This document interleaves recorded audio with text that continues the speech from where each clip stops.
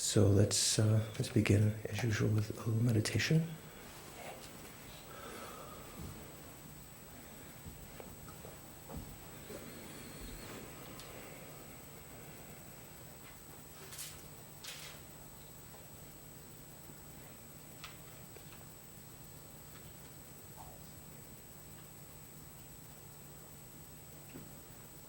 First of all, watch your easily found respiration as you're beginning to relax.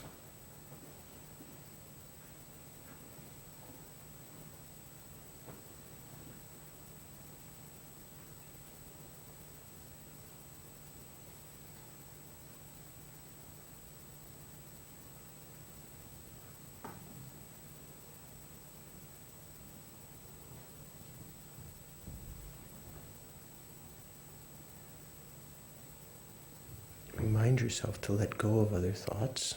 Otherwise, you might just be sitting there without any particular orientation. We're trying to calm our mind to prepare for class, to overcome our defects, to develop good qualities for the welfare of others.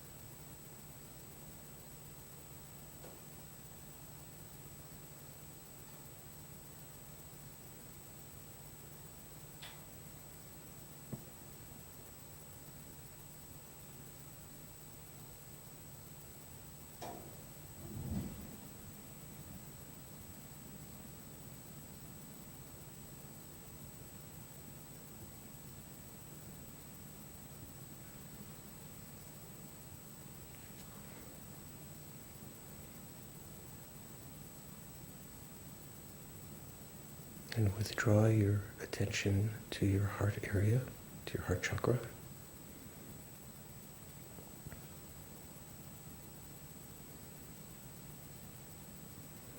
See if you can remind yourself that you're going to pay attention not to one of the 5 sense consciousnesses.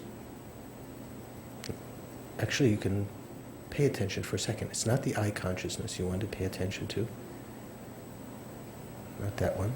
Not the ear consciousness. The nose, taste, or tactile consciousness.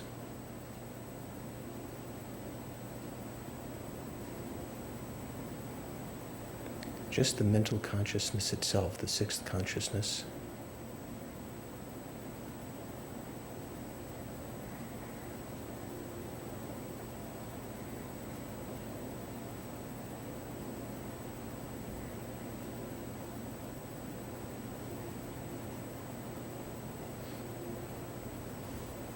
Remembering its defining characteristics.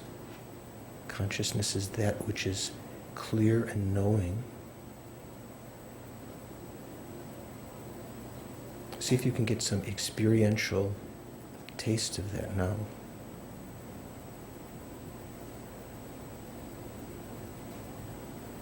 Not focusing on the objective thoughts, the objects of the mind, but on the possessor of those thoughts, the object possessor, the subject mind itself.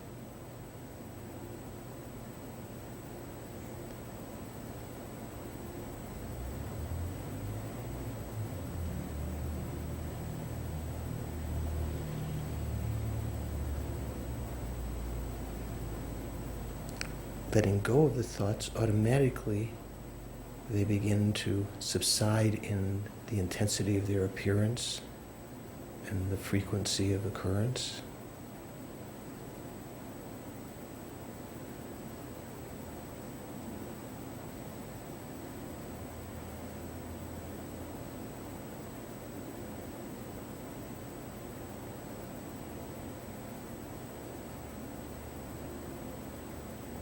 whatever does appear,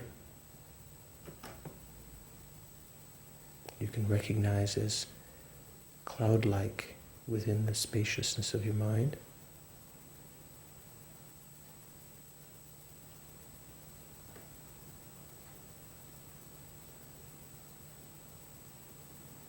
And let go of any attention to it. And instead focus on the subjective mind that's experiencing that image or thought or conversation.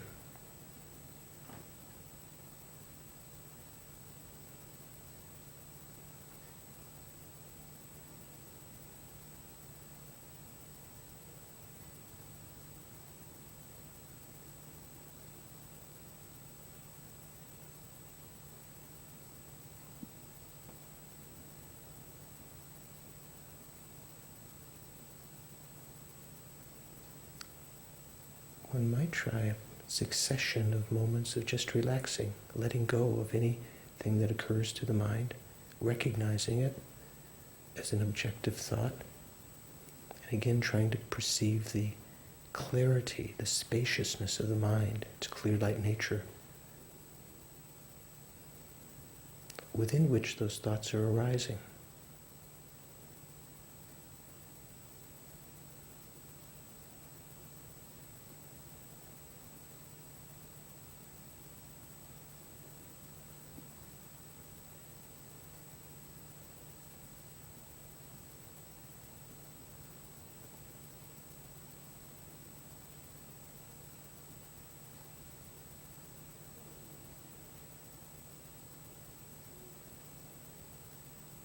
Trying to just focus on consciousness alone.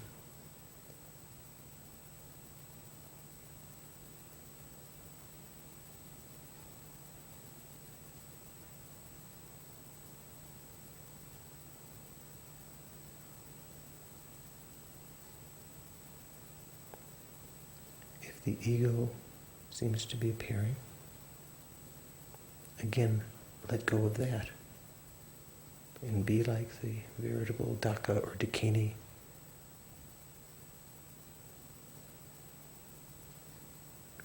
In the space of your mind.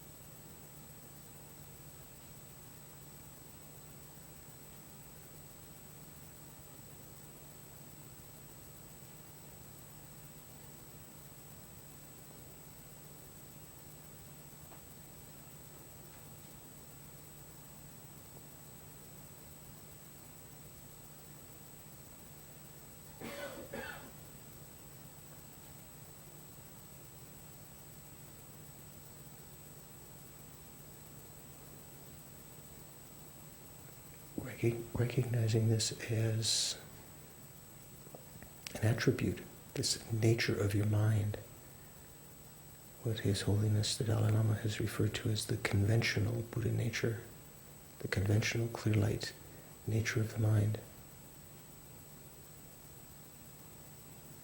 Within this mind, I can let go of all of the stains, all of the negative habit energy. I can be content. I can develop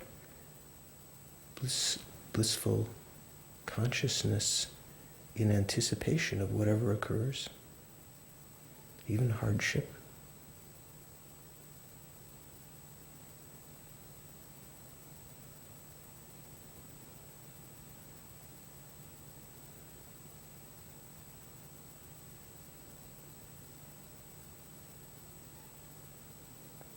All living beings that are still enmeshed in cyclic existence, still to some degree under the influence of their afflictions within their mind. Seeds of the afflictions cause them to arise when certain conditions occur.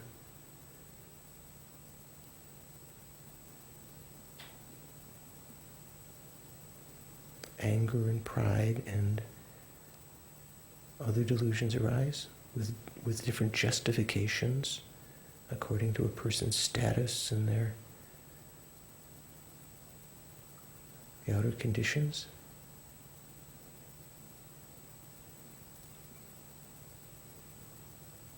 Basically, it's all just a play of the mind. All of these appearances that arise to our mind due to karma, no inherently existing phenomena, but they appear to us as though that way.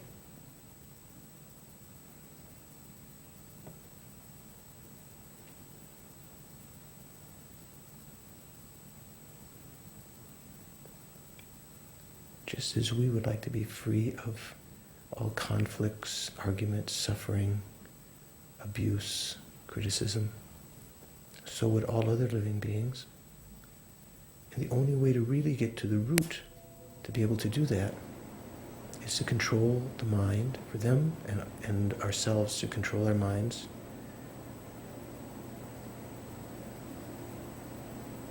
Ultimately,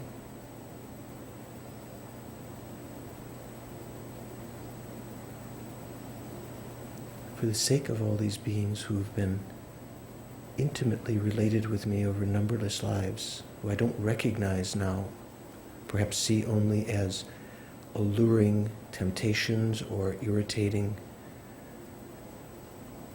enemies or whatever. All of them have been intimately related with me over numberless lives. For their sake, in order to lead them to understand the mind, to conquer their delusions, I must do that myself. And for that reason, I'm going to listen to the teachings tonight in order to get closer to that understanding, to the ultimate achievement of enlightenment, so that I can benefit all sentient beings and not cause any harm, actually lead them out of suffering into happiness.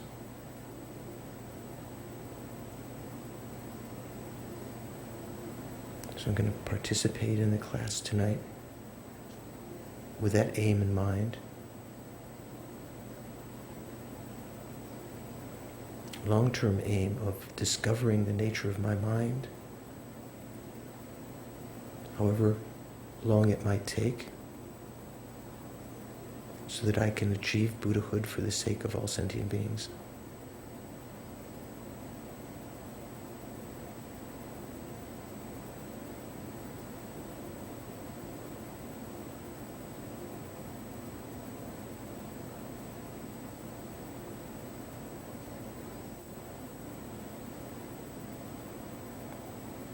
And relax.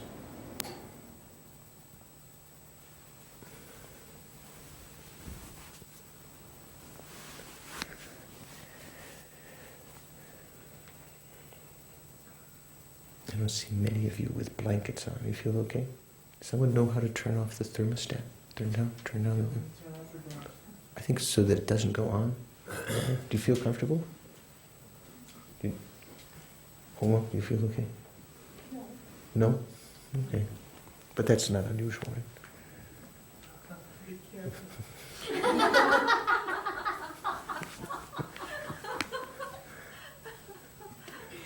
Just teasing. I hope she is too. Okay. So... Does anyone want a blanket? Gee, it's not. Okay. I don't think it's that cold. Okay. Last time, Bonnie left a note asking if I would try to explain, as a good teacher should, I think she was implying, how this could all be connected to the basic meditations. Usually, I mentioned at the beginning of the class that all of this material, I didn't check if there's not this, all of this material is meant to be an introduction to the terminology and the study of the mind. So right at the beginning, there may not be immediate, obvious things that we can meditate on, but there's some that obviously that we've begun to understand. One of the main things we talked about is that the mind is a subject, and just to begin to recognize in your own experience, as we did in meditation, the defining characteristic of consciousness, that which is clear and knowing. Because there is nothing else other than mind that fits that definition. Crystal might have a certain kind of clarity, but it's not the clarity that we're referring to in the mind. The clarity of the mind that we're trying to experience, on one level it refers to its non-obstructability, and the fact that it's not obstructed itself if there are thoughts there. Like you might think, oh, I've got anger in the mind, I can't get rid of it. It's stuck. You know, it's just like a big state. Actually, letting go, the nature of the mind is clear light. It's different than the sky in this way. If there are clouds in the sky, although a meditator here could perceive and understand that the sky still has a nature of clarity behind those clouds, right? Would you agree? You could understand that? But that doesn't make the clouds go away, right? Clouds are still there.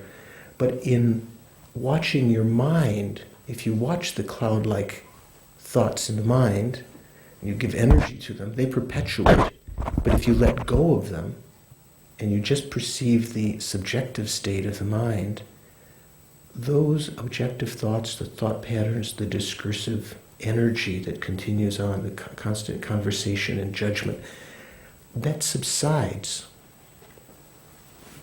That's something that all of these various states of mind that we'll be talking about can be understood and recognized within that consciousness.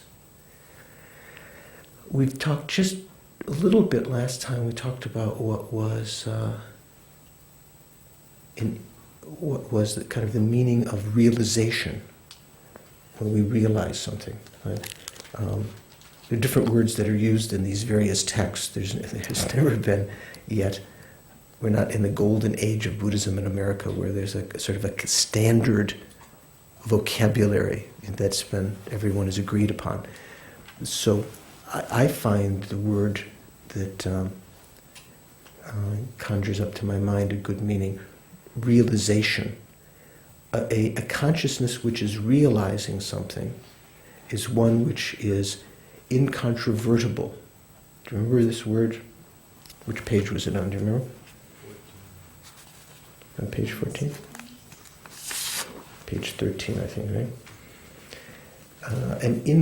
Right there at the top, the second and third line, fourth line down, the definition of something being an incontrovertible consciousness is a knower which gets at its object of analysis.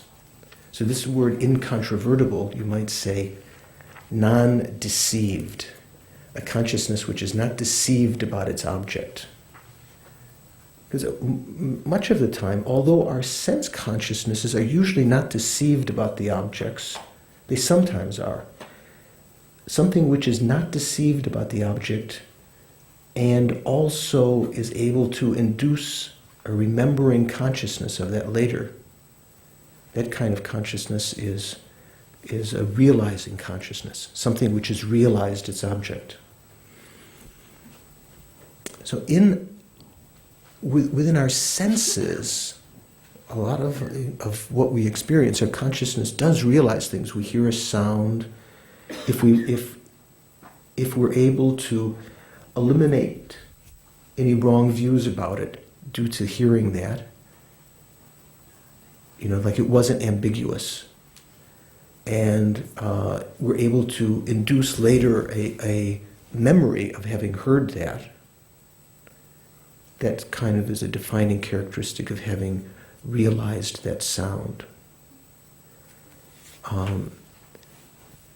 If we've realized it, that consciousness is incontrovertible or not deceived about that sound. That's another way of translating the word incontrovertible. Does that word, is that not a word you use in everyday language on the bus? You know, with the bus driver. Oh, this ticket is incontrovertible. Please give me my fare, right? Maybe you could say not deceptive, or not, in this case, non-deceived. Incontrovertible. I mean, it's a nice technical term, but maybe it doesn't taste like very much in your mouth. So, in our own meditation, maybe you can recognize that although the sense consciousnesses have many, many instances of realizing their objects, being incontrovertible with respect to their objects. Do you have a doubt? Pardon me? You have a doubt? You look like suddenly you're... No, just, I just didn't quite get out of it. Like say for instance, I heard a sound, and I might realize that it's a human voice, but I might not know if it's a man or a woman. Or I might think it's Dorje, but it might turn out to be someone else. That wouldn't be, although I've realized something that isn't a realizing consciousness with respect to, say, being Dorje's consciousness. But in general, if I see a rose and I know it's a rose, and I know later that that wasn't a carnation, or it wasn't a yellow, it was a red rose, it wasn't a yellow one. If someone tries to tell me, oh, that was a yellow flower, I can say, no, I saw a red flower. That could be an example of a realizing consciousness, an eye consciousness. So much of our consciousness, perhaps many of our sense consciousnesses are realizing consciousnesses. They're incontrovertible. But when you talk about the mental consciousness, what do you think, Bonnie? What we know with our mental consciousness, do you recall what we've said so far, and perhaps what you can try to observe in your mind? Do we know a lot of things with direct perception with our mental consciousness? Or do we know most things via mental images, through the agency of conception? The latter, right? You can actually, these are things you can try to investigate. Now, perhaps a good teacher would provide all these to you, but also there was a very famous physicist. I don't know if you've heard of Richard Feynman. He was a fellow who, I'm not sure, I think Feynman won the Nobel Prize once, didn't he? He was a buddy of Murray Gell-Mann. He was one of the great physicists of the later half of the 20th century. He worked on the Manhattan Project. He died some years ago. He was quite a brilliant guy. And he wrote a book that was used at Caltech as their freshman physics text. And there was one quotation at the beginning. I can't remember. I was trying to remember it before class. But I don't have the text, so I can't find it exactly. But it was something like, teaching is almost superfluous, except in those rare cases where it is almost... teaching is almost useless, except in those rare cases where it is almost superfluous. Something to that effect. Once I was teaching at a boys' school in Connecticut, very... on one hand you call it prestigious boys' school, the other hand you call it a snotty boys' school. Anyway, I was, and we were in the master's room with the headmaster of the school, very eminent gentleman, and they were all drinking brandy. And I mentioned this, and I remember the eyes of the other teachers going, oh, so you cannot say something like this. Teachers are absolutely important. So it's considered in the Tibetan tradition, when you study, that only a quarter of your understanding comes from the teacher. Maybe a quarter comes from your own study, and 50% would come from discussion and debate with others. It's something that we're not yet appreciative of, that we don't find time necessarily to discuss with others. Would any fraction come from experience? Well, that comes about, all of that, say, in your own analysis, your own reading and study and so forth. That's obviously, all of it's experience, isn't it? There's experience arising from hearing, say what the teacher said, or reading, and that arises from study, and that arises from meditation. So that's all different kinds of experience. All of those are experiences.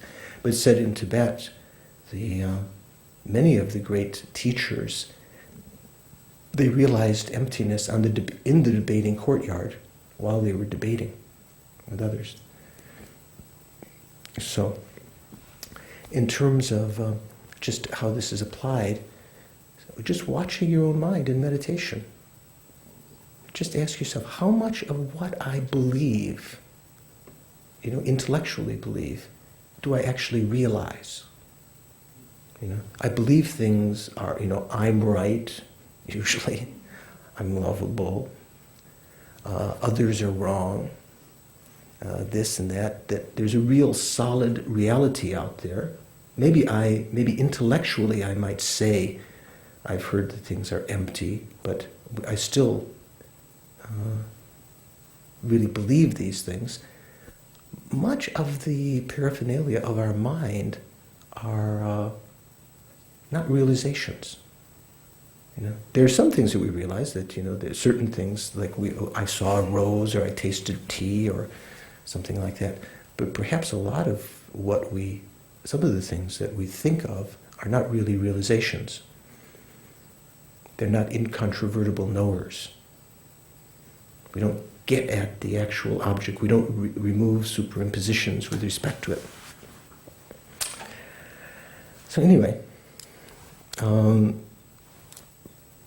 purpose for studying this kind of subject, even though at first it may not always appear to you to be applicable to everyday life. I don't know if that's necessarily the only criterion for study, because the great beings of the past, courageous beings that they had a goal in mind. I want to realize emptiness. I want to develop in my own experience bodhicitta. Get rid of my faults. One has to, in order to get to that goal, one has to understand what great beings of the past have done, what the Buddha himself taught. And in order to do that, you need a certain vocabulary, a certain background. So some of this, what we're studying, falls into that category. But some of it, I think, that's one of the reasons I like this subject very much. Much of it is very tasty. Because when you meditate on the mind, it is that which is clear in knowing that you are trying to perceive. When we do this meditation, which sometimes is could be called the Maha Mudra meditation. Have you heard of that? Maha Mudra? The Great Seal? You haven't heard of Maha Mudra meditation? In the traditions that came to Tibet, especially in the Kagyu and the Gelugpa traditions, there is a tradition called the Maha Mudra, the Great Seal, that's connected with Tantra. And there's what the initiating meditations at our level is to first focus on the conventional nature of the mind, and to do just as we've been doing, learning to take that as your object of focus, as your object of concentration, and learning that without having a clear image of that, you can't concentrate on it. If you want to concentrate on anything, you have to find the object first of all, the mental object. Say, for instance, if you're visualizing Buddha in front, you have to first find. That's a terminology that's used when we talk about developing single-pointed concentration. You have to find the object. In the case of breathing, watching the breathing, that's easy to find the breathing, right? Do you know what I mean? In the sense of localizing it where it is. It's constantly there, it's gross, it's easy to find. But the nature of the mind, by its very nature being very, very subtle and not something that appears manifestly to you at first, that requires you first to build up a mental image of it through your own experience in meditation over time. That a mental image that you're trying to make accord with reality, what we call, we'll use a terminology later, make it factually concordant, the mental image that you're developing. Then you can focus on that with single-pointed concentration. And in so doing, because one part of the mind is watching another part of the mind, or you can think, over time you can recognize one instant of mind is cognizant of what just transpired in the last instant of the spaciousness of the mind. In that way, as you're just focusing on the nature of the mind, you can let go of these other thoughts much more rapidly. All of the other kinds of transient discursive thoughts. So anyway, maybe that's a little bit connected with what we've been talking about is not totally unrelated to practice, but sometimes you have to think about it a bit to see how to put it into how it applies yourself. So on page 14, it says, a little more than halfway down the page, it says, in our own system. This is the term in Tibetan is Rang Luk. Rang means self or own, and Luk means system or tradition. In our own tradition, or in our own system, the definition of a prime cognizer, or this word pramana that we talked about before. Remember there were three kinds of pramana, basically, three kinds of validity. What were they? Did we talk about that yet? We talked about three kinds of subjects, right? Which were what? Consciousnesses, persons, and articulate sounds. Now there are actually three kinds of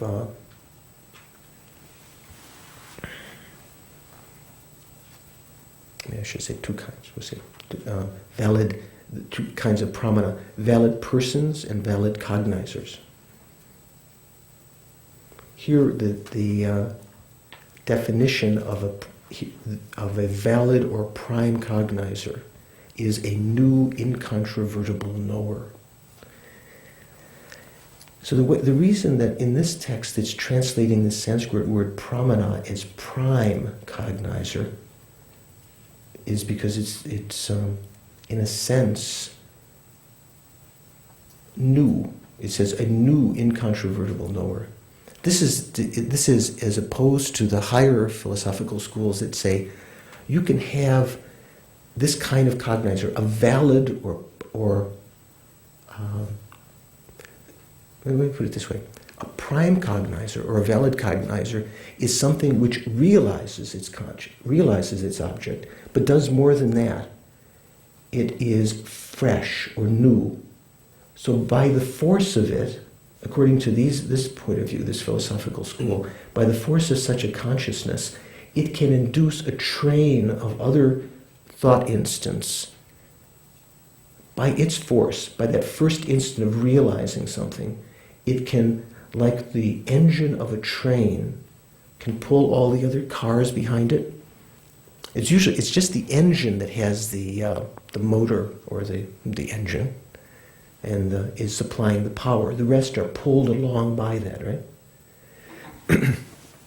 So it said that the first instant of a realization pulls along the subsequent cognition, the subsequent instance, which may be realizing. If you realize an object for one instant, that can induce subsequent moments of realization, which are called subsequent cognitions. And in this philosophical school, many of the lower philosophical schools, it's said that only that first instant has this very special quality that the Buddha referred to as being pramana, or valid.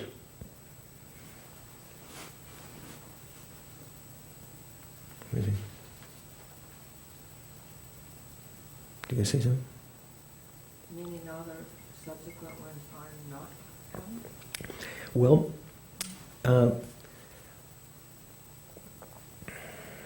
here's a little tidbit for you. If you've studied some of the higher philosophical schools, like the highest of the Madhyamaka schools, we call the Prasangika. Have you heard that terminology before? Yeah. Like when we talk about the understanding of emptiness, we say that the most subtle, correct view of emptiness that we would like to be able to try to develop, that actually is that view that's capable of eradicating our ignorance, really, that view is the one that's explained by this particular point of view that's can be labeled the Prasangika point of view. So according to Prasangika, even the subsequent instants are also valid. They're also pramana. Because they would call this pramana, they would say valid cognition. So even those subsequent cognitions are valid, just as your intuition kind of says, well, why aren't they valid? But the lower schools take the pramana to refer to the pra, like what do we? It's sort of similar to what in English, primary pra. Not that's pri, but there's some the prefix in Sanskrit could mean not just main, as the Prasangikas would take it, a main knower or a valid cognition. Here they take it as a new knower. So that's why in the definition it says a new incontrovertible knower. Because those subsequent instants of a realization, if it is a realization and it's incontrovertible, you've realized something, those subsequent instants are also incontrovertible. Those are also realizing consciousnesses, right? They're not deceived with respect to the object. So the upper school, the highest school, would say, that's not the definition of a prime cognizer. It would just be an incontrovertible knower. In fact, I think there's actually a debate here, isn't there? Do you know where that is? The very beginning of this section here? I think on page 12. In the little section at the bottom, it says, with regard to the first of these, that is prime cognizers, or let's say pramana, someone might say the definition of a prime cognizer is an incontrovertible knower. Indeed, that would be a definition that Prasangika would say. So here, this is kind of like lower. It's like kids making fun of more intelligent kids, saying, "Oh, some people say it's better to work and not to chew gum and play in the street. How silly." So this is the lower school saying. Some people say that. To that person, which was Prasangika, we say it absurdly follows. Usually when it says in debate, when we say it follows, there is a way of saying that in the Indian language and in Tibetan. In Tibetan, the verb that's used is tal, T-H-A-L. It was pronounced with it like aspirated T, tal. Yin batal. It follows, or there's a consequence that the subject, a subsequent cognizer, is a prime cognizer, or is a pramana, because of being an incontrovertible knower. Now you would agree with that, right? That's what you were raising. You said, well, what's wrong with that? In fact, that's what Prasangika would say. That's right. But they're saying, well, then a subsequent cognizer is a prime cognizer. If someone says the reason is not established, do you remember what we were talked about last time? Do you remember what this is in Tibetan? Anyone? Diana, did you? Yeah. If someone says the reason is not established, the sign. I would say the sign is not established. Takmadrup. That means in a syllogism you have a subject and a predicate and a sign. Remember? Like on a smoky pass, that's the subject. Fire exists, that's the predicate. Because smoke exists, that's the sign. And one of the factors that has to be present has to be the property of the subject. That means the subject has to be the sign. So on a smoky pass, smoke exists. Is that true? Yeah, that's true. So that has the property of the subject. So if someone here says the sign is not established, or the reason, they're translating the word sign as reason. The reason is not established. So what would that mean in this syllogism? When I said to someone, it follows that the subject, a subsequent cognizer, is a prime cognizer because of being an incontrovertible knower. What would it mean to say the sign is not established? It's not realized. That the first thing, the subject, the subsequent cognizer, is not an incontrovertible. They would say that would mean that the subject, the sign is not established, the reason is not established. So if someone says the reason is not established, we would say it follows that the subject, a subsequent cognizer, is an incontrovertible knower. Now we're proving that the sign is established, right? It follows that the subject, a subsequent cognizer, is an incontrovertible knower because of being a knower which gets at its object of analysis.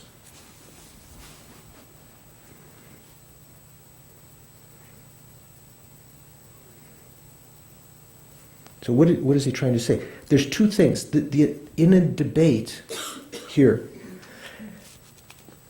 the Prasangika says the definition of a prime cognizer is an incontrovertible knower, right?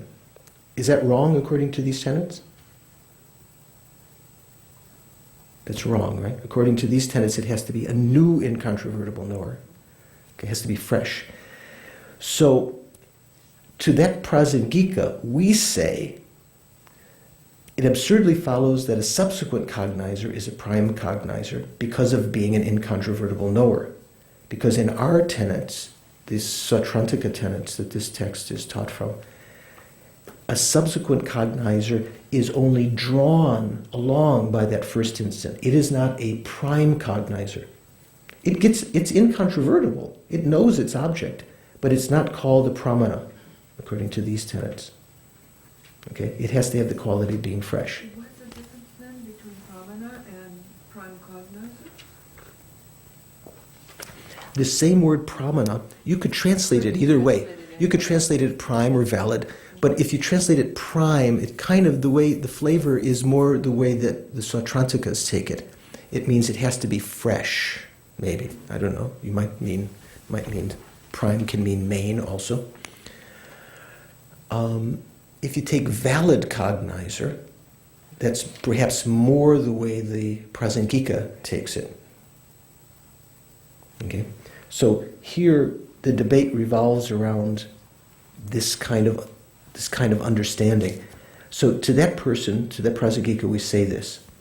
Now, if someone else were to say, the reason is not established, that is to say, if the Prasangika says back to us, when we say to the Prasangika, "Oh, you silly guy, you silly girl," it absurdly follows that the subsequent cognizer is a prime cognizer because it's an incontrovertible knower. Right? That's what we've said to them. And if they say back to us, the sign is not established, takmatru, they're trying to criticize the Cytrantika. Prasangika is trying to say the sign is not established. They're saying what? A subsequent cognizer. No, this is not the Prasangika. This is someone else, not the Prasangika, who's not understanding the situation correctly. If someone says the sign is not established, that would be one of the things to try to defeat our assertion here, the Cytrantika assertion. We would say it follows that the subject, the subsequent cognizer, is an incontrovertible knower. It realizes its object because of being a knower which gets at its object of analysis. And if someone were to say there's no pervasion, that's the other thing you can say in a logical discussion. There are a couple of things you can say. One is that the sign is not established, if someone is presenting a thing to you, or there's no pervasion, kyapa majong. If there were no pervasion, what would the pervasion be in this syllogism? The syllogism, the original one, actually the consequence was the subject, a subsequent cognizer, is a prime cognizer because of being an incontrovertible knower.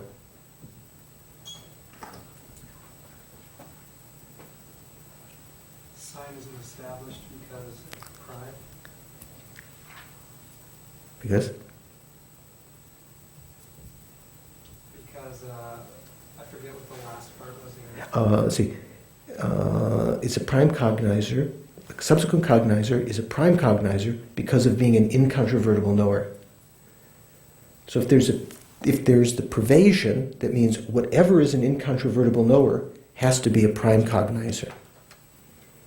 In fact, that's what the Prasangika, this may be the Prasangika correct answer to that erroneous kind of response by the Cytronica. The Cytronica says, oh, it's silly. It absurdly follows that a subsequent cognizer is a prime cognizer because of being an incontrovertible knower. Actually, what the Prasangika would accept that. They would say, actually, the Prasangika would say, de, which means I accept. It follows that the subject, a subsequent cognizer, is a prime cognizer because of being an incontrovertible knower.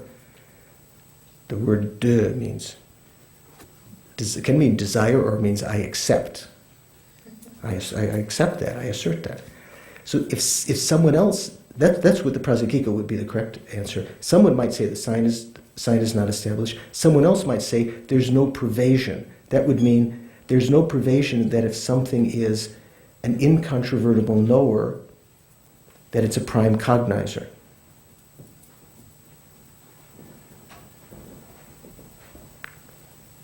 Actually, that would be the position of the Cytronica in general, I think.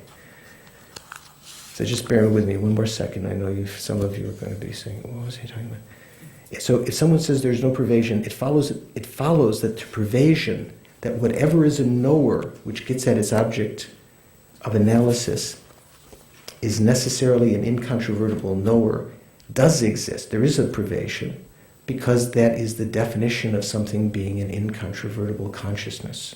Because the definition of something as being an incontrovertible consciousness is a knower which gets at its object of analysis. Anyway, we're going to skip over many of these different debates, but occasionally some of them maybe we'll go into like that, so you get familiar with some of the terminology.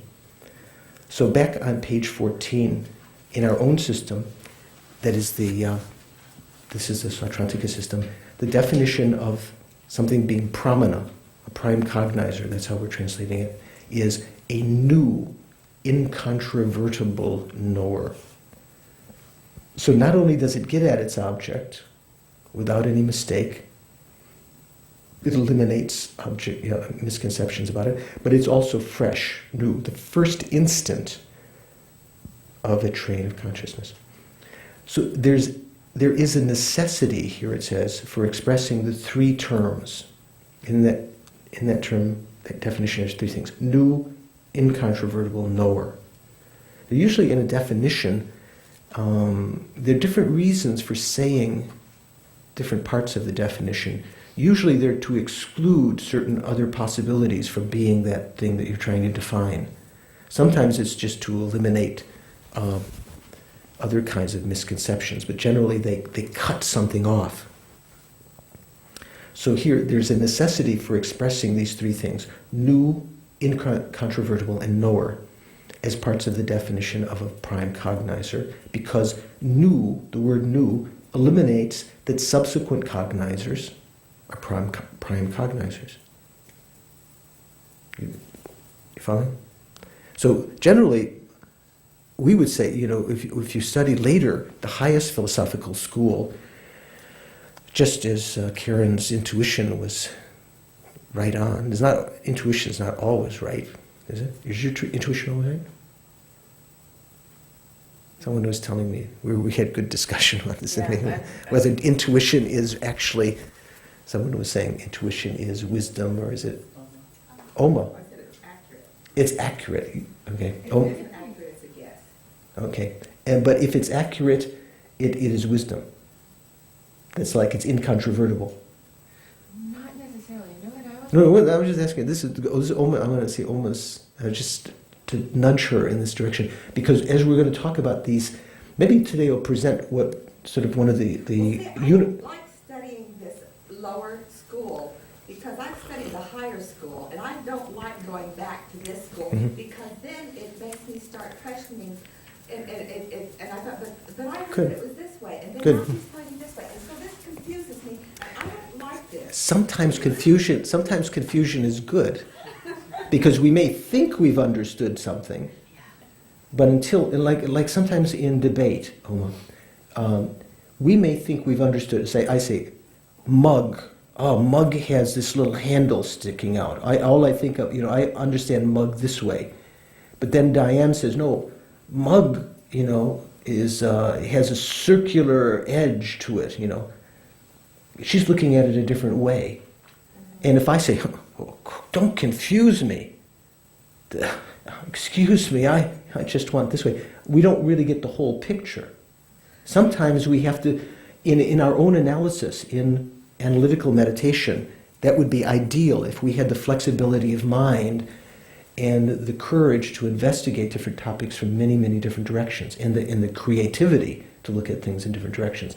Sometimes it comes about from hearing the teachings newly from a teacher, so that gives a new perspective, encourages us to look at something from another perspective. Sometimes much of it comes through debate and study. So it's not necessarily bad that we are temporarily confused, because what we thought was very firm in our mind was only something we're sort of putting little rocks on top of one another. It's not very firm yet. We don't have any. That's why I don't like to study. Yeah, right. Okay. It's not very firm. Right, but knowing that it's not very firm, we can't build very much on it. So knowing that it not being firm, it's not really a firm foundation to build higher realizations, we can go back and say, okay, let me go back and shake this up a little bit and try to make it really firm so I understand why the Prasangika is right. The only way you can do that is to start to understand the fundamental teachings, that the way that different schools understood Buddha's intention, the lower schools. There were various kinds, like for instance, one of the great schools of Buddhism that exists in today we call the Theravada, right? From our perspective as studying these tenets, we would say that's one of the Hinayana schools of tenets. Right? Does that make sense to you, that terminology? From that point of view, the main teachings that Buddha gave were about the Four Noble Truths, the 12 links of dependent origination, interdependent origination, that there is no self of persons in a certain sense, and that by following the three higher trainings, leading up to what's called a higher training in wisdom, higher training in ethics, higher training as a basis, using that as a basis to develop concentration, using that for a basis to develop wisdom, that wisdom called vipassana. Often they talk about the vipassana courses that we go to. That's the main thing to do. So what I'm going to try to do is to take a little break, because just for the ease of our photography, we'll take a couple minute break now, so we don't have to change the cassette in the middle, as silly as that might sound. I think it's very practical. So let's take, if you like to have a little tea or something, and let these thoughts ruminate in your mind.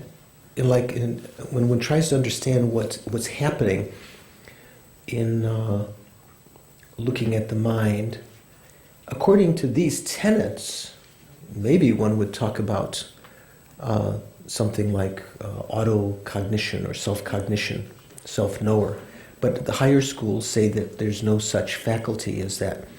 How can the consciousness know itself? One part, let's say if this sheet of paper is like the consciousness, one part of the consciousness, like when we're trying to watch what's happening in the mind, we reserve a certain amount of mental energy just to be watching what's happening in the rest of the mind. So you might say that at one instant, a part of the mind is watching the mind. Actually, what it's doing is it's watching the previous instant of mind. Because you can't be, let's say an eye consciousness arises of this foil-covered piece of chocolate, right? When I have the consciousness, when the consciousness of that arises, it has arisen because of the previous instant of this piece of chocolate. If I see chocolate, because of the law of cause and effect, I can't see simultaneously with something its present state. I'm always seeing what existed the previous instant. Because the I consciousness has to arise because of this as a cause. The effect, the I consciousness, always has to arise the next instant or some subsequent instant. So it can't actually be perceiving the chocolate which is coincident with it. Let's say I consciousness at 12 noon is actually cognizant of the chocolate at 11:59 and whatever, some fractions a second. So you could think of one part of the mind watching the mind. Actually, it's watching the previous instant of mind. Or later, when the mind becomes very calm, you can invest all the energy of the mind, like when you're getting closer to single point of concentration, all of the energy of the mind is watching the last, is just always cognizant of that continuity of clear and knowing. Just focused on that. Right now it's hard enough even for us to get just a glimpse of that, rather than this sense that, the continuity of it. So it's a little bit like one part of the mind is watching the mind, or watching the previous instant of mind. So we actually could practice enough so that we could get back to that place of direct perception. And that's, maybe not get back We can develop through that first moment, that new cognizer. we can develop a mental a mental cognizer, a direct perception of the mind. Right now we don't have it for the most part. If we do have instances of mental direct perception, they're what are called inattentive. We don't pay attention to them. They're just so short-lived. And we'll talk about that when we get into detail. But we could develop the mind, and that's the point of, like the Arya beings, when they realize emptiness, they actually have a what's called, in this context, a yogic direct perception. It's a kind of mental perception, mental direct perception. It's called yogic because it comes about not just from an ordinary mind, but from a yoga, a union of shamatha, do you know that word shamatha? Tranquil abiding, calm abiding, and vipassana. When you have a completely calm mind called shamatha, and the ability to analyze within it without causing any ripples of that mind, that we call vipassana, higher insight, penetrative insight, which is, even if it's not moving, it just knows. That wisdom consciousness is called vipassana also, as a consequence of analyzing the nature, the conventional or the ultimate nature of something. On the basis of a combination of those two, one can have a mental direct perception, called yogic direct perception, say, of subtle impermanence, of the gross selflessness of persons, or the subtle selflessness of persons, according to these tenets. According to upper tenets, you can have actually that kind of direct perception of emptiness. But there's a lot of details to get clear before we understand that. Let me just, for the sake of bringing out some terminology that we'll come in contact with, and just so you get familiar with it, because some of you I know like to read ahead. We could say that the way the text is being laid out, it's not so clear at first, but we could say there are 7 ways in which we could divide up different states of knowing. 7 kinds of knowing. In fact, in the text, Compendium of Ways of Knowing, remember I told you this ways, the way he takes low rik to mean ways rather than cognition. It's spelled differently in his title. And so these kind of give us an idea of the progression in developing a correct realization. Let's talk about some of these just first of all. Like, say, for instance, at first, if we were to talk about emptiness, okay, first of all, we might have a distorted cognition, wrong view, just wrong cognition. We might think, come on, everything, what are you talking about? Things really exist. What are you talking about, emptiness? How can you say they don't exist? They don't exist from their own side. I put my hand out and it's existing there from its own side. later, when we start to understand, let's say, with respect to the ego, that the ego seems to exist from its own side, but it might not. We might subsequently, after having a wrong consciousness, we might develop what's called a doubting consciousness. Right? Doubt might, at first, there are three kinds of doubts. You can have doubt that's, doubt basically is two pointed, right? It doesn't, it's indecisive. You call it indecisive wavering. It might be this way, it might be that way. There are three kinds of doubt. There's a doubt that's leaning in the wrong direction, a doubt that's equally balanced, and a doubt that's leaning in the right direction.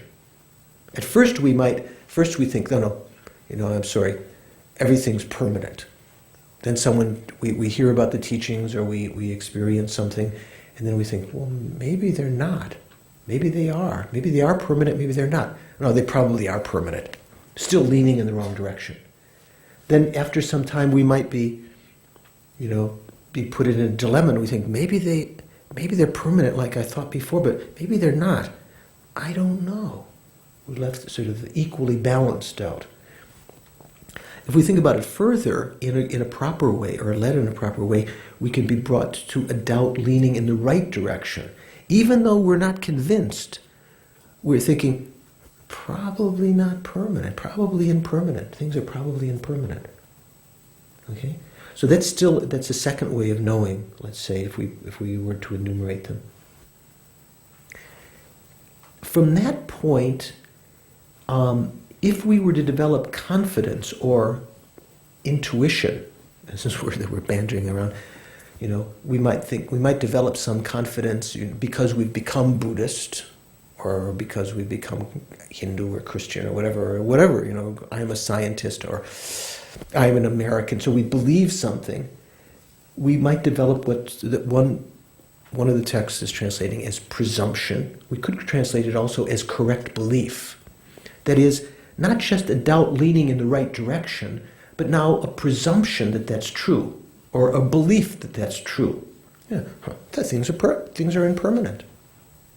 I know they're impermanent. Actually, we say we know, but it's actually only on the basis of a belief at this point. We don't have conclusive evidence. We haven't actually verified that to ourselves incontrovertibly. We haven't developed an incontrovertible knower, a realization of that. Correct belief, presumption. Was there another way it was translated? Some of you are reading in one of the other books? Was it? The one, is that the same as correctly assuming consciousness? Yes, assumption, correctly assuming, presumption, correct belief. They're all different ways of translating that same kind of mind. Maybe much of the correct things that we believe, we say, Buddha, did attain enlightenment, there is such a thing as karma. Have you really realized karma?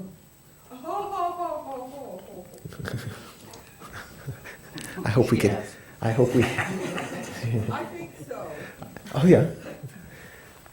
I want to get the MP3 player out, a little video, audio of that, and play that back again. Maybe much of what we think that we know, which is correct, some of it is that we think we know is just wrong, but some of that we believe that happens to be correct is no more than that correct belief or correctly assuming consciousness. What we might call, in the case of what Sister Oma was talking about before, intuition or whatever, what it turns out to be right. Okay? But there is a progression. We need that. That's not wrong, because we in progressing from a wrong consciousness to a direct realization of something, we need to go through that stage. Okay? The next step would be an inferential cognition. An inferential cognition, the word cognizer is here. That means it's not just a logical statement. This is a consciousness that arises due to some logical statement that one is using for oneself. It might be formally put, as a kind of a logical statement, or it might be something that you don't even think of as logic. You might say, well, I never studied logic, I never studied all that galukba, gobbledygook, but I realized emptiness by chopping wood, by carrying my guru's caca out, and whatever. There could be different ways. But still, if you go and you look deeply in what's happening, if someone has actually had a realization, there was some kind of logic that their guru or their own mind or that they absorbed from teachings that they were actually cognizant of that provided some insight for them to eliminate misconceptions about something, to get at it. Even what we might think of as realization, because many times in meditation courses, there have been people that have come up to me and said, oh, at the second day of the course, and they say, yesterday in the afternoon meditation, I meditated, I realized emptiness. I can't say they didn't. They might be some great saint, but generally, it's probably a presumption on their part. It's probably not an inference, which would be the first step in actually realizing emptiness. An inference means still dealing with, all of this is dealing with conception in the mind, right? It's conceptual understanding. First, you've misconceived something. You've got a wrong mental image of it. Permanent. Everything is permanent. It's not changing. This is the way it is. America will always be the greatest country on earth. Blah blah blah blah. Okay.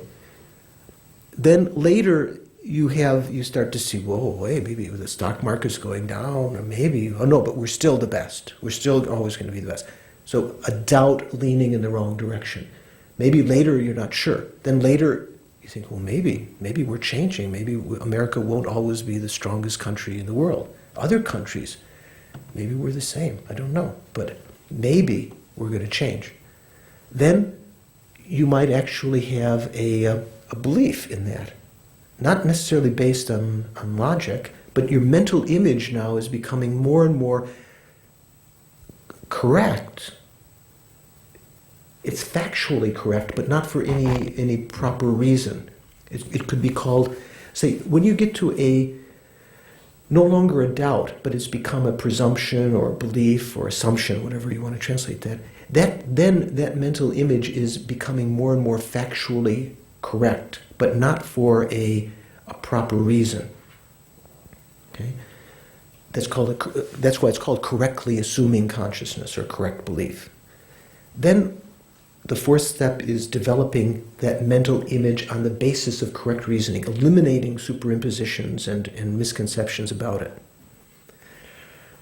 On the basis of that, where are we talking about? Fourth? Is that the fourth one? Fifth one, we can have a subsequent cognition of that. The first instant of that realization, that inference, we meditate again and again on that. We think about that again and again on the basis of that initial understanding, what we call a subsequent cognition. Over time, the mental image that we have, let's say of emptiness or selflessness or impermanence, that mental image becomes more and more transparent. Because right now we're knowing things via a mental image. Right? Remember we talked about the way that we know things conceptually. Our mental consciousness knows things via a mental image of them. Our mental consciousness doesn't contact the phenomena directly.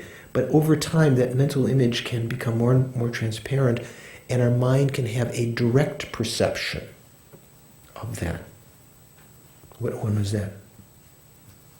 6. Okay. So which one is left out here in this? Awareness that hears but not ascertained. It's what we call inattentive perception. We could call it inattentive perception. Literally, it says, in one of these 7 ways of knowing, a consciousness to which an object appears but is not ascertained. Inattentive perception, or consciousness to which an object appears but is not ascertained.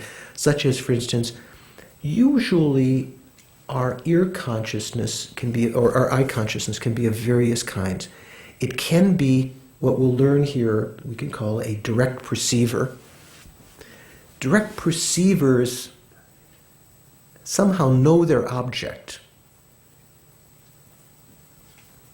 They know their object in some way. They're not deceived, let's say, with respect to the appearing object. But direct perceivers can be prime cognizers. That is, they can realize their object newly. They can be subsequent cognizers, or they can be cognitions to which objects appear, but they're not apprehended. They're not ascertained.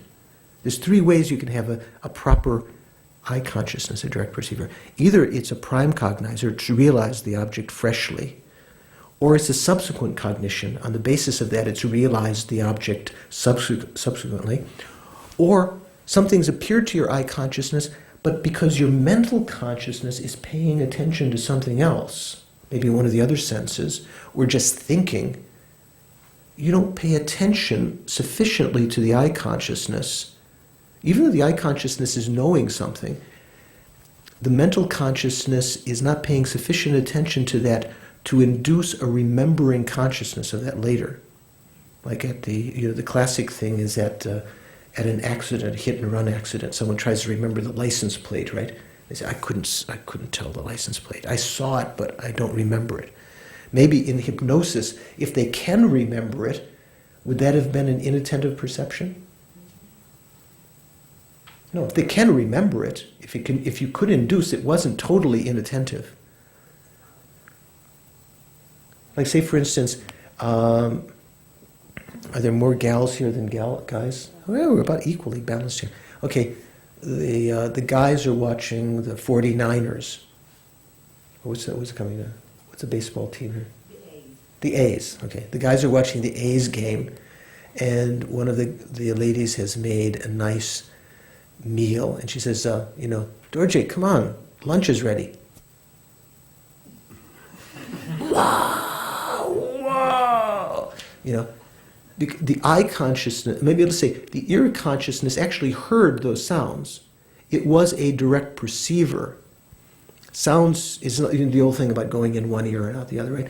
The sound went in, but the mental consciousness paying attention to the baseball game, maybe the ball is going over the thing, completely entranced in that. You're oblivious of this other sense. We could call it inattentive perception, but literally it means a consciousness to which an object appears but is not ascertained. So that is a direct perceiver because there's been no error by the eye consciousness. It's just a factor that is a kind of direct perceiver that the mental consciousness didn't pay enough attention to. You can also have eye consciousness which is like a direct perceiver, but is mistaken with respect to its appearing object. Like you see something, you stuck your finger in your eye, you get up in the morning and you see two chairs, or maybe after a late night binge you come home and you see double or something like that. That would be an example of a consciousness which is not a direct perceiver, an eye consciousness. Not all eye consciousnesses are direct perceivers. Direct perceiver has the implication, there's only three kinds. It's either a prime cognition, a subsequent cognition, or a consciousness, an eye consciousness to which something appears but was not ascertained. That's the only kind of direct perceiver you can have. Although you can have a facsimile, or something that's similar to, in Tibetan we say tarnang, appearing like. I like that. So this is a good translation. I say facsimile. You know what a facsimile is? Something that looks like something. In fact, that's what a fax is supposed to be, isn't it? When you fax something, it looks like the original. Right? Tarnang in Tibetan means appearing like. So there are certain facsimiles of direct perceivers. Some of them are conceptual, but if we just talk about the facsimiles that are non-conceptual, we could have an eye consciousness when you have at a very high altitude, when you're walking in the mountains. Even the snow mountain, which is actually white in color, can appear to you because of due to lack of oxygen or some other factors as blue. So they say the appearance of a blue snow mountain to an eye consciousness. that would be a facsimile of a direct perception, because that's not actually, a white snow mountain is appearing to your consciousness as blue, or seeing when your little brother sticks his finger in your eye and you see two moons. Oh, there are two lights up here. I was thinking that's not a mistaken consciousness. So that kind of consciousness, that kind of eye consciousness or a sense consciousness, which is not a direct perceiver, would be mistaken in that it's mistaken with respect to its appearing object. Remember when we talked about the various kinds of objects? It's mistaken about what appears to it. It might also be a controvertible, that is not incontrovertible, a controvertible knower. Okay, so this is just sort of connecting some things together. We'll run across this again very quickly. So let's just go a little bit here again. So it was necessary in this definition to say new, because that eliminates that subsequent cognizers are prime cognizers. So according to the Cytronica tenets, only the first instant, like the engine of a train that pulls the rest of the cars, only it is the prime cognizer. It's necessary to say incontrovertible in that definition, or in other words, not deceived, because saying that eliminates correctly assuming consciousnesses are prime cognizers. Okay? Or that incontrovertible eliminates Oma's intuition. Joking. Okay, she's laughing now. Okay, good. I'm so happy. I thought she was... I don't know any better not to. Okay, good. We've shaken the foundations of your presumptions, and now you're ready to rebuild a wall of knowledge. I'm so happy. I don't think there is any. Okay. And we have to, and the word knower is put in the definition. You say new incontrovertible. You have to say knower also, because that eliminates that physical sense powers are prime cognizers. That is to say, one of the Buddhist schools, the Vaibhashika school, the lowest of the Hinayana schools, there's basically, we would say there are four philosophical schools. The Vaibhashika, there's no necessarily importance of the color or size of these books. Vaibhashika, the Cytronica, those are in succession slightly more sophisticated of the Hinayana schools, demarcation, than the Mahayana schools, which are sort of the special characteristic is talking about bodhicitta, the bodhisattva path, and emptiness.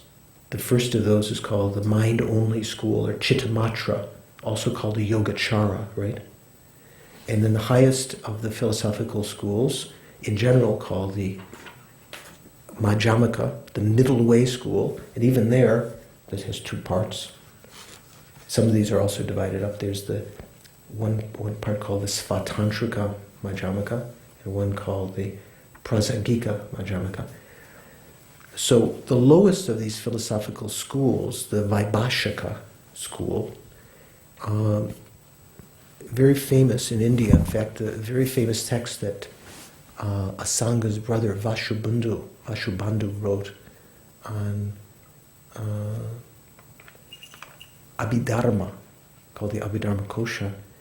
That text is written from the perspective, overtly it's written from the perspective of the Vaibhashika school.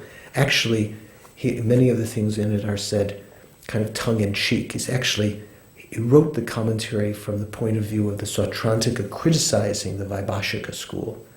So there's all sorts of little innuendos in there. So they say, every once in a while he'll say, they say that, the implication meaning that the author doesn't believe that. But anyway, the Vaibhashika school believes that even the sense powers themselves, the faculties, know their objects. So this is something we should investigate. From the perspective of Buddhism, there are three things that are necessary for a consciousness to arise. Three conditions. Let's say for an eye consciousness to arise, there has to be a faculty or we can say Indriya. You know the word Indra? You know the god, Indian god Indra? In Tibetan we say Wangbo, perhaps, Wangchen, Indra. Wang also in Tantra means empowerment, so it means power. So we can translate Indriya, our sense powers or faculties. That is to say, let's say the eye sense power is necessary for an eye consciousness to arise. If you don't have an eye sense power, no matter how clever you are, you can't see things. Again, there's exception. A Buddha can see even with his fingertips, but ordinary beings need an eye sense power in order for a second condition to be present, that is the eye consciousness, and eye consciousness also, previous moment of eye consciousness, to be present in that sense power, and for there to come the image, in this case, the aspect of some outer object, let's say a referent condition, to be present. When those three things are present, an eye, let's say a faculty, a previous instant of consciousness, and an referent object, we call a referent condition or objective condition. When those three things come together, it's possible for an eye consciousness to arise.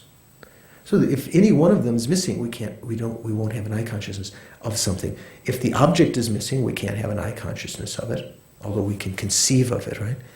If the consciousness is missing, even if the faculty is there and the object is there, we won't perceive it. What's an example of that? How can that happen?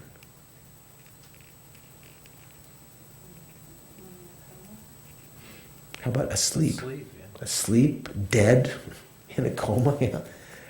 That could be the eyeball, the eye conscious. You can put a rose before the eye, and the eye is open, and maybe it actually be reflected off the retina, which is actually in this case, it's some subtle matter in the back of the eye. The eye faculty is not the eyeball.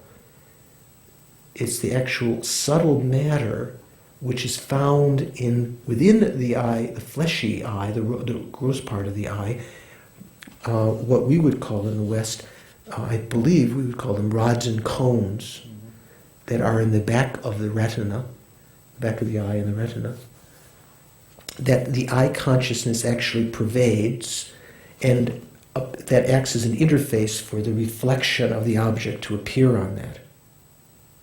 Right? The old example in high school, you put the candle and then there's on the retina, due to the lens of your eyes, the candle is actually inverted. There's an image of the candle in your retina, and then your brain has to put that upside down again, right? You remember all that?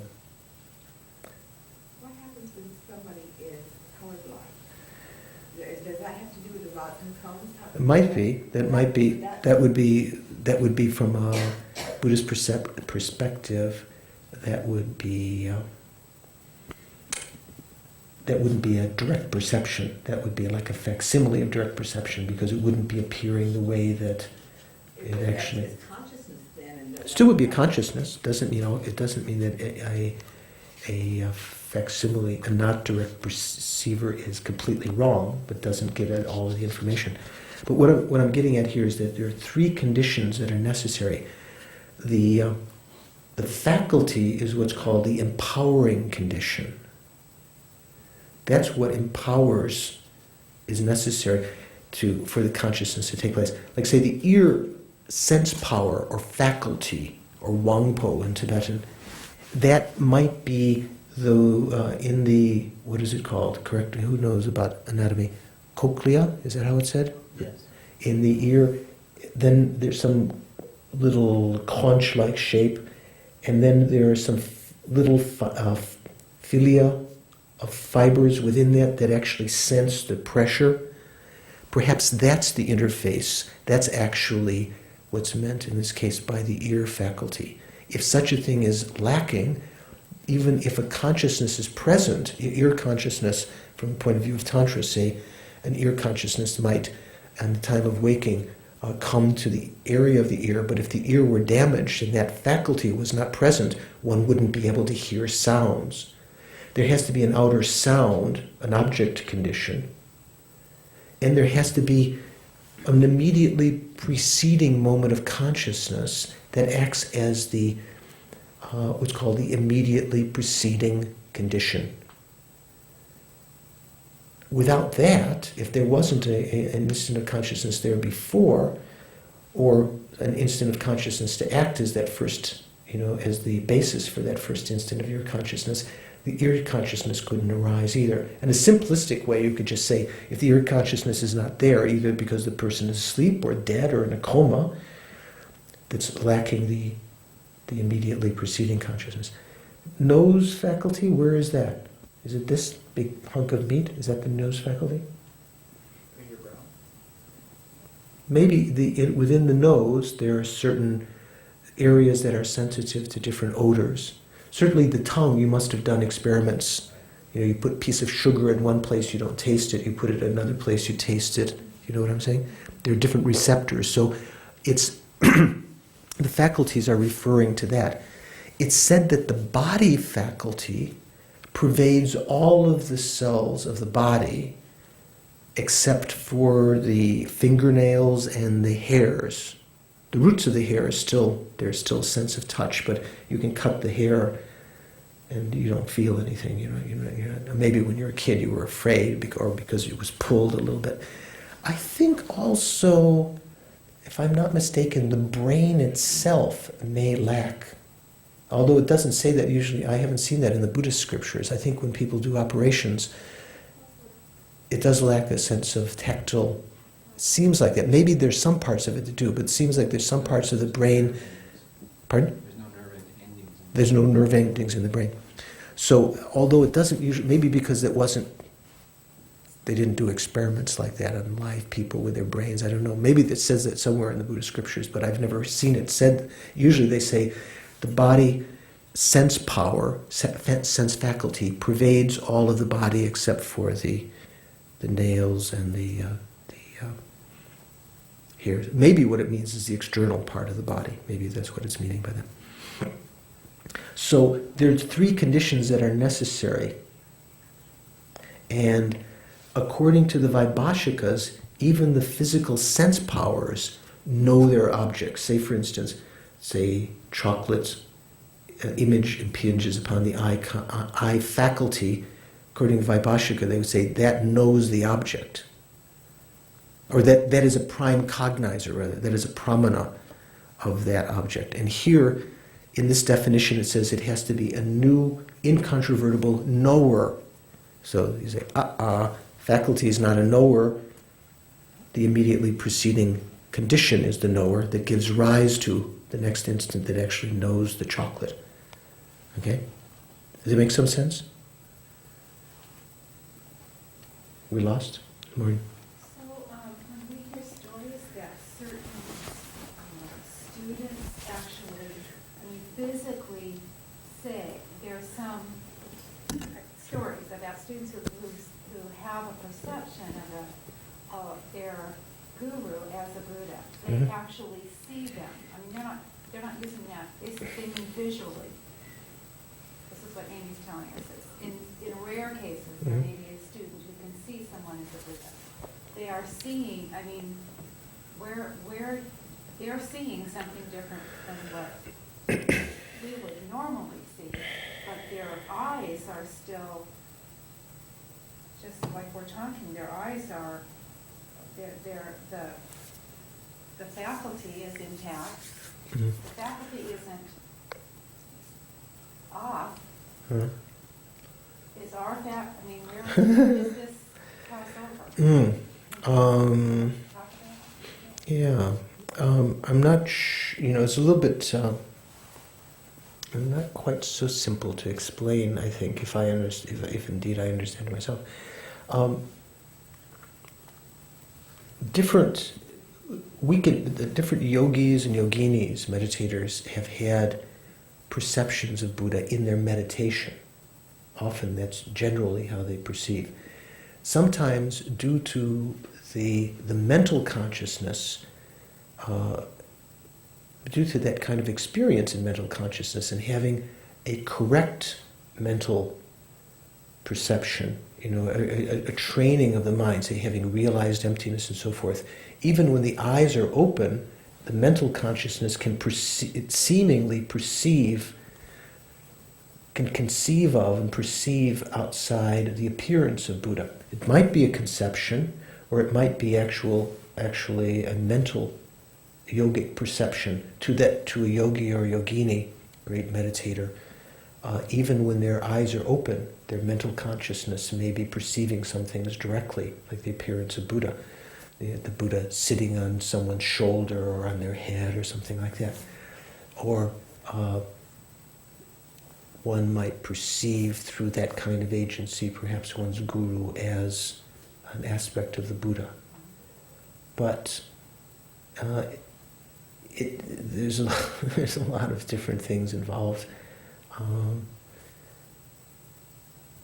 We try, one of the things that we try to do in the practice of guru devotion is to perceive the teachers, our gurus, as Buddhas.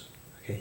Now you might say, well, excuse me, you're not a Buddha. What do you know?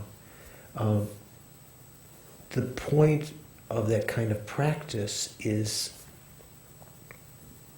many-fold. When Truden Rinpoche was here talking about guru devotion, I don't know if you heard some of the teachings. Even if the Buddhas appear in the world to us now, as they must be, because they arose out of great compassion. Their whole purpose was to be able to lead sentient beings. If they arise in the world today, because of our impure karma, we don't see them.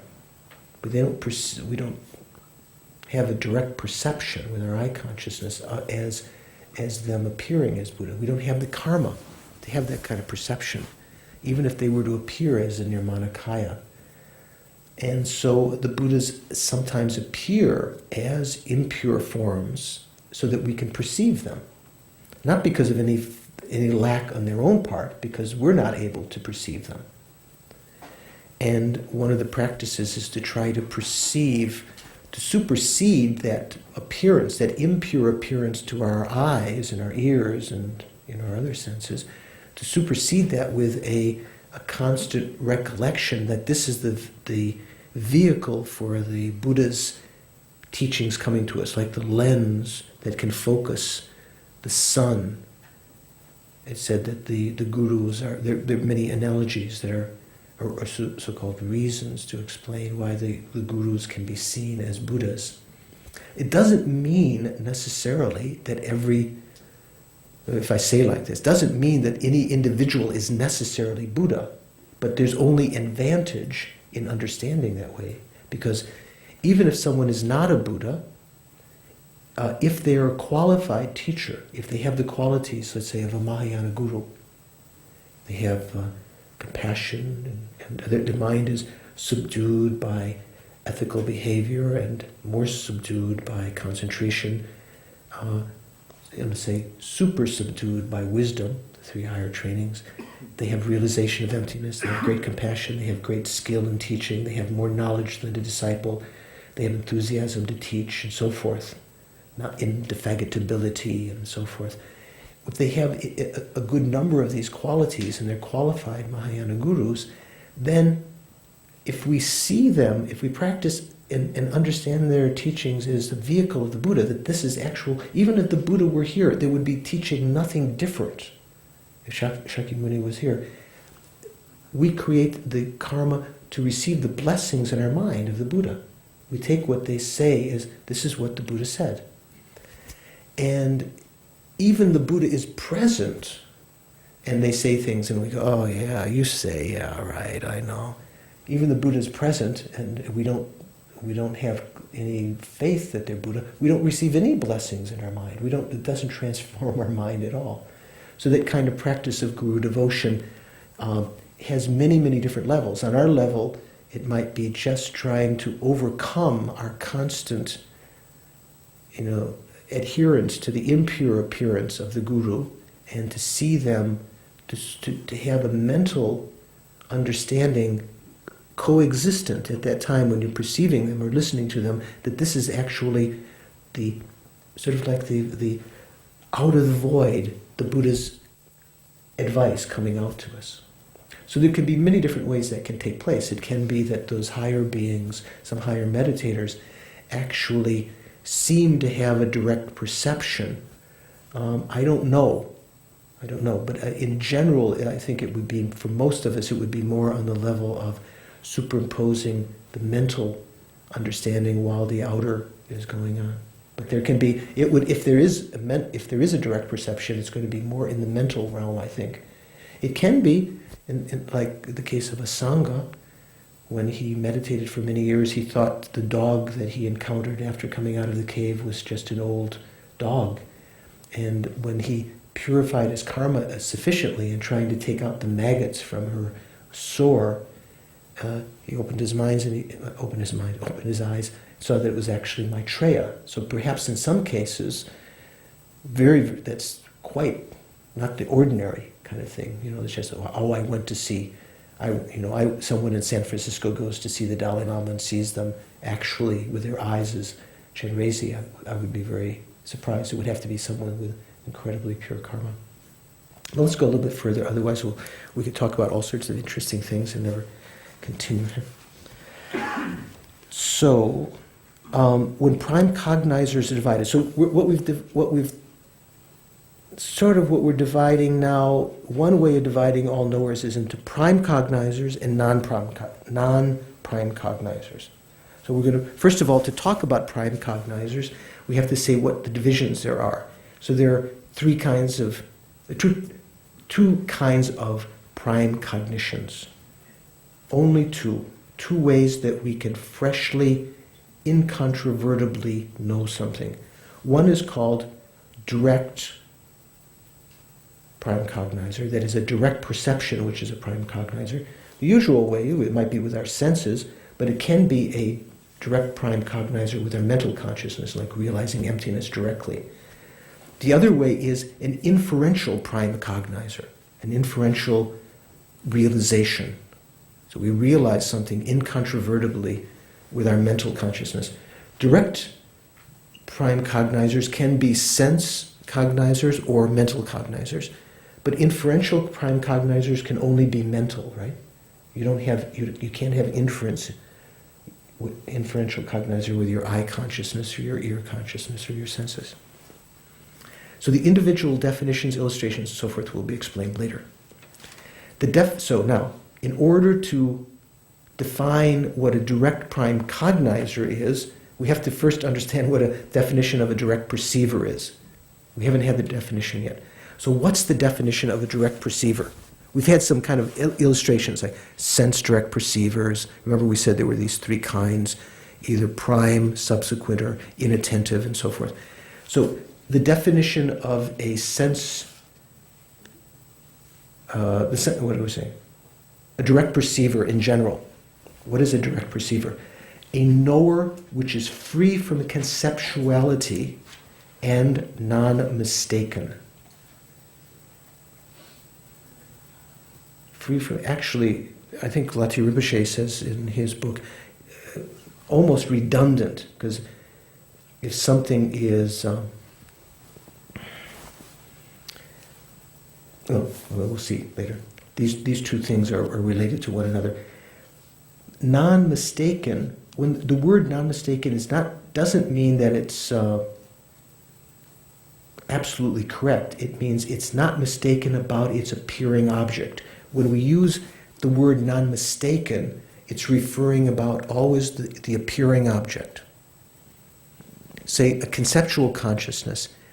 A conceptual consciousness is always mistaken consciousness, because you might say, well, I know some things conceptually, I know correctly. What are you talking about? A conceptual consciousness is always mistaken because it's mistaken with respect to its appearing object. What's its appearing object? Remember? Is it Daniel? What's the appearing object of a conceptual consciousness? Oh, come on. Meaning generality. Yeah, the meaning generality. what we might call the mental image. It's said to be mistaken with respect to its appearing object because it appears to be the object itself. Even though you're not actually focusing on the appearing object, you're knowing the appearing object you're knowing the object via the appearing object, the mental image, the meaning in generality. It's said that one mistakes that to be the actual object.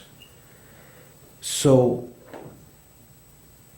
all conceptual consciousness is said to be mistaken because it's always mistaken with respect to its appearing object, a mental image. That doesn't change if you know that? If you know it's just an image or you think that? Mm-hmm. It still appears to be the object, and that's, at least that's how we can see the wording as we go along.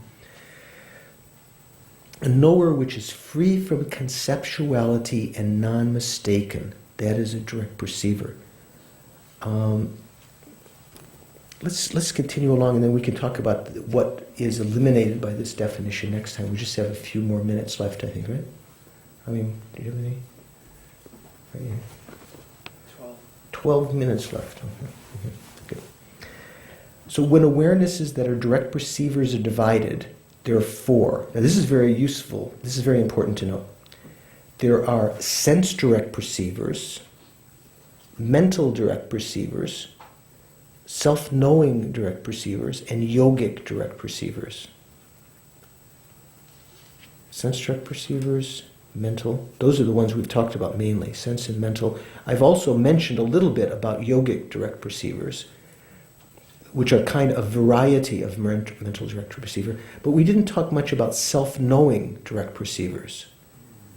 Okay? Self-knowing direct perceivers, according to this tenet, according to these tenets, such a thing exists. According to the Vaibhashika, the lowest school, and according to the Prasangika, the highest school, there's no such thing as a self-knowing direct perceiver. There's no such thing as a self-knower. A self-knower would be something within a consciousness, which is, in general, we would say we could divide consciousnesses into those that know other things and those that know themselves. Self-knowers and other knowers. Does that terminology make some sense? Usually what we think of as a consciousness is an other knower. Like my eye consciousness, general eye consciousness, knows shape and color, which is other than its own entity, knows something other than itself. But it's said, in order to try to explain memory, how we can remember that we saw something, it's hypothesized, and perhaps there's some scriptural references that are taken to try to prove there is something called self-awareness. In Tibetan we call rangrik. You can call it autocognition or self-cognition or self-knowing. That is a faculty of consciousness itself which is aware of the fact only that there is knowing going on. Not the self-knower, a self-knower of an eye consciousness. Let's say an eye consciousness is perceiving this pink chocolate. That eye consciousness has, that consciousness that's knowing the chocolate is an other knower. That's the direct perceiver, the sense direct perceiver. You're not perceiving the chocolate. No, I'm just, yeah, right. Good. I'm glad you're being precise. This is very good. Then later I'm going to be able to base on, I'm going to base on your very good precision. Yeah, I'm not seeing the chocolate, right? I'm just seeing pink, round, oval thing. I'm seeing shape and color with the eye. That's right. I could see chocolate. You're seeing texture too, because it's an aluminum type. Perhaps, but that's still shape. Okay. It said that the object of eye consciousness is shape and color. Yip and katok and yip. You're seeing texture too. Okay, but that's shape, isn't it? Okay. So, thanks for Oma for bringing that up. The sense direct perceiver that's perceiving the pink shape out here is an example of an other knower. within that consciousness itself, within that I consciousness, there is a faculty, an ability simply to know that consciousness is functioning, that I consciousness is functioning. It doesn't know the red, the pink color, or the shape. It simply knows that consciousness is functioning. So you might think, when we do our Maha Mudra meditation, or we're looking at the clarity of the mind, that the way that we're knowing the clarity of the mind is through something like autocognition. So you have to investigate that. Let's go through these quickly, and we'll go over them again next time. So there are these 4 kinds of direct perceivers. Okay, first, the reason we're dividing into direct perceivers now is because there were 2 kinds of prime cognizers: direct prime cognizers and inferential prime cognizers. In order to understand the definition of a direct prime cognizer, we have to understand what a direct perceiver is, first of all. So direct perceivers, there are 4 kinds: sense, mental, self-knowing, and yogic. So the first one, the definition of a sense direct perceiver. There are 2 parts, the definition and the divisions. Usually there's always these 2. The definition of a sense direct perceiver is that which is produced, because a sense direct perceiver talks about the, let's say, the consciousness itself, ear consciousness, nose consciousness, taste, eye, whatever. That which is produced in dependence upon its own uncommon empowering condition. The empowering condition means the faculty. It says uncommon because it's exclusive to itself. The eye consciousness doesn't arise in the basis of the ear sense power or whatever. That which is produced in dependence on its own uncommon empowering condition, a physical sense power, and 2, is a knower that is free from conceptuality and non-mistaken. So it is not conceptual, it doesn't take place in the mental consciousness, and it is not mistaken with regard to its appearing object. If it's mistaken, it could be, let's say for instance, there could be an I consciousness which is mistaken with respect to its appearing object. It could appear as a white cup could appear as yellow. Actually, this is cheating a little. This is actually yellow. Let's say something white could appear as yellow if you had jaundice, supposedly. Is that true? Some people tell me that's not true. It seemed like when I had jaundice, it affected my... You don't think that's true? That's what it says in the scriptures. Maybe if you have, maybe in some extreme cases, as though it affects the I consciousness. So what is it? That would be mistaken with, that would be a mistaken consciousness, right?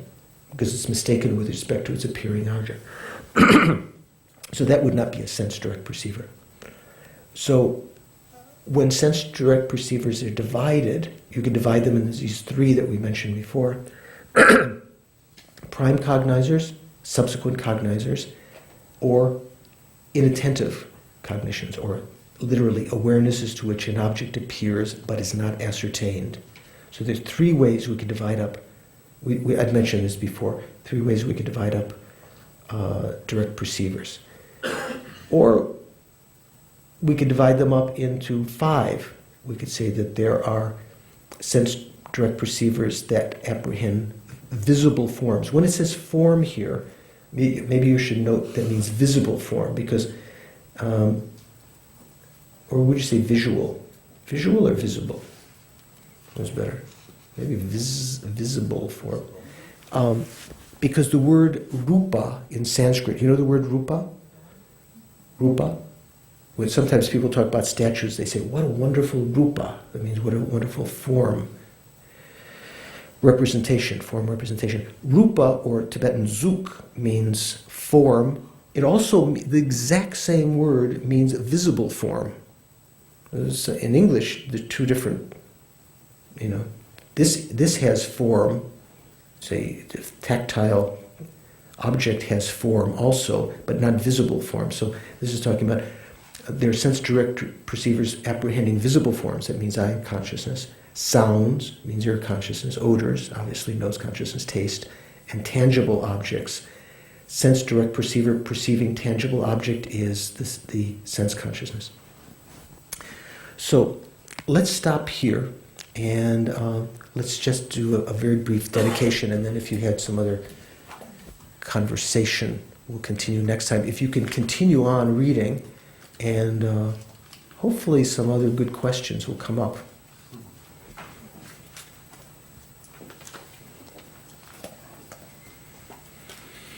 See if you can develop, as you relax your mind, a remembering consciousness of what transpired at the beginning of the meditation.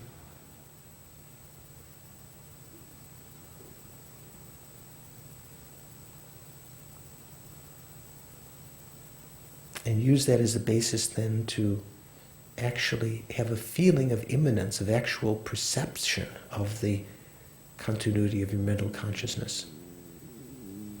There may be many thoughts first going through, or your mind wandering to your senses, a sense of wavering or whatever. But recalling all of those objects as transient, almost sensing them as transparent,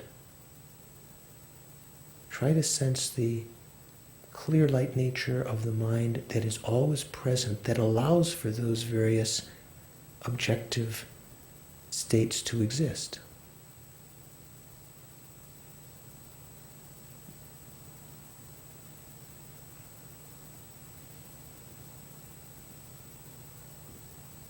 Let go of the body, sense of ego. I think whatever merit I've created this evening,